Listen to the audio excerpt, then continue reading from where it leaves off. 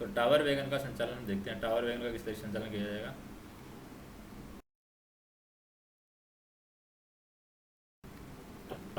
तो tower wagon का संचालन किस तरीके से हम टावर वैगन का संचालन करेंगे।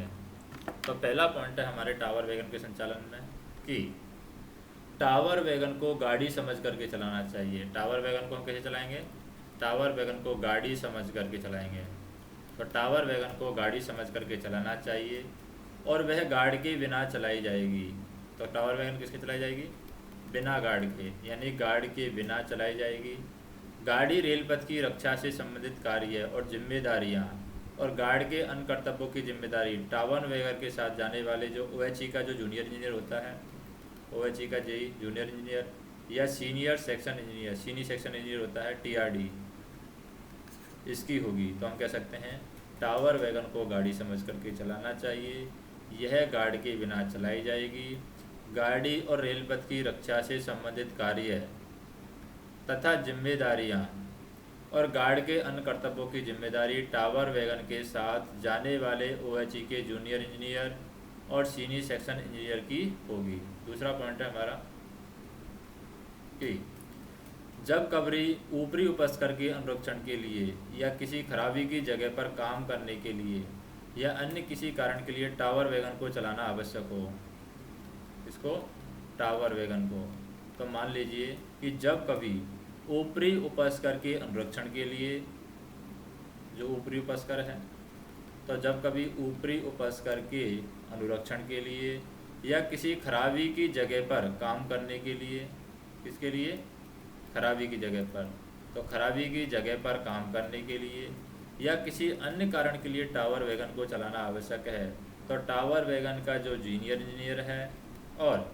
सीनियर सेक्शन इंजीनियर यानी TRD, इसमें स्टेशन मास्टर, केबिन, सहायक स्टेशन मास्टर, केबिन मास्टर को टावर वैगनों के संचालन के बारे में सूचित किया जाएगा। स्टेशन मास्टर खंड नियंत्रक को इसकी सूचना देगा कि हम टावर वैगनों का संचालन कर रहे हैं, तो खंड नियंत्रक को भी यहाँ पर सूचना दी जाएगी।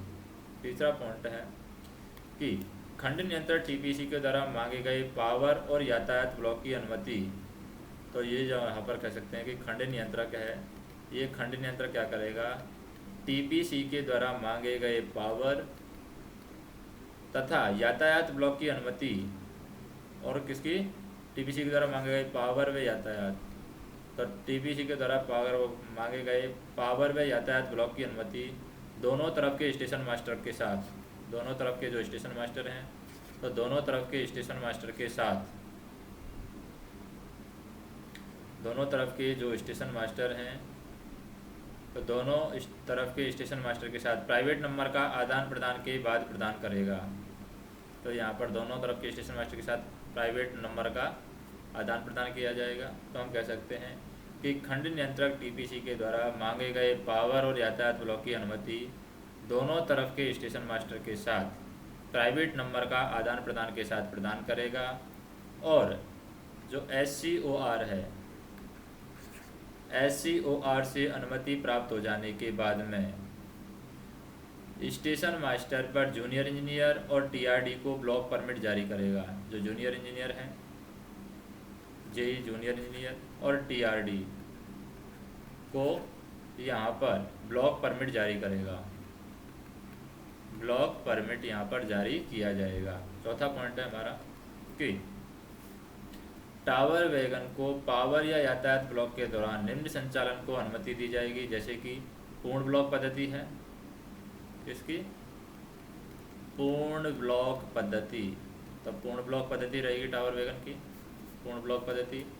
तो इसमें हमें क्या करना है, पूर्ण ब्लॉक पद्धति डबल लाइन है, सही लाइन है, और डबल लाइन अगर गलत लाइन है तो वो हम देखेंगे कि डबल लाइन है वो हमारी सही लाइन है, डबल लाइन,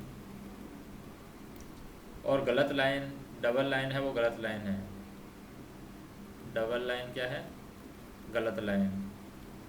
अगर डबल लाइन सही लाइन पर है तो कार्य करो और आगे बढ़ने की अनुमति है यहाँ पर, और कार्य करो और वापस आओ की भी अनुमति है, कार्य करो और वापस आओ पूर्ण ब्लॉक पद्धति में। लेकिन डबल लाइन में गलत लाइन पर जा रहे हैं तो हमें कार्य करो और आगे बढ़ने की अनुमति नहीं है। और इधर हम देखें कि कार्य कर और वापस आने की अनुमति है, यानी वापस आ सकता है। और अगर सिंगल लाइन है तो सिंगल लाइन में कार्य कर और आगे बढ़ो की अनुमति है, और कार्य कर और वापस आओ की भी अनुमति है सिंगल लाइन के अंदर। तो स्वचालित ब्लॉक पद्धति में स्वचालित ब्लॉक क्षेत्र को पूर्ण ब्लॉक क्षेत्र माना जाता है, और टावर वैगन को उपरोक्त के अनुसार ही अनुमति दी जाएगी। पांचवा पॉइंट है, पांचवा पॉइंट क्या है? पांचवा पॉइंट है हमारे पास में कि ब्लॉक के दौरान टावर वैगनों के बीच कम से कम 200 मीटर का अंतर रखना चाहिए। जो ब्लॉक है, ब्लॉक, तो ब्लॉक के दौरान टावर वैगन को, तो ब्लॉक के दौरान टावर वैगन को कम से कम 200 मीटर का अंतर रखना चाहिए। कितने मीटर का? 200 मीटर का अंतर रखना चाहिए। और इसे साइट पर कार्य की स्थिति के अनुसार आवश्यक सावधानियों को ध्यान में रखते हुए काम किया जा सकता है। जो भी यहाँ पर आवश्यक सावधानियाँ हैं, आवश्यक सावधानी, तो यहाँ पर हम कह सकते हैं कि ब्लॉक के दौरान टावर वैगनों के बीच में कम से कम 200 मीटर का अंतर रखना चाहिए, और इसे साइट पर कार्य करने की स्थिति के अनुसार आवश्यक सावधानियों को ध्यान में रखते हुए काम किया जाएगा। छठवां पॉइंट है कि ब्लॉक के समय अपनाई जाने वाली कार्यविधि प्रस्थान और आगमन की कार्यविधि के अनुसार हमें बताना है कि जो ब्लॉक के समय जो विधि अपनाई जाती है, ब्लॉक के समय, तो ब्लॉक के समय अपनाई जाने वाली कार्यविधि प्रस्थान तथा आगमन की कार्यविधि के अनुसार बताई जाती है।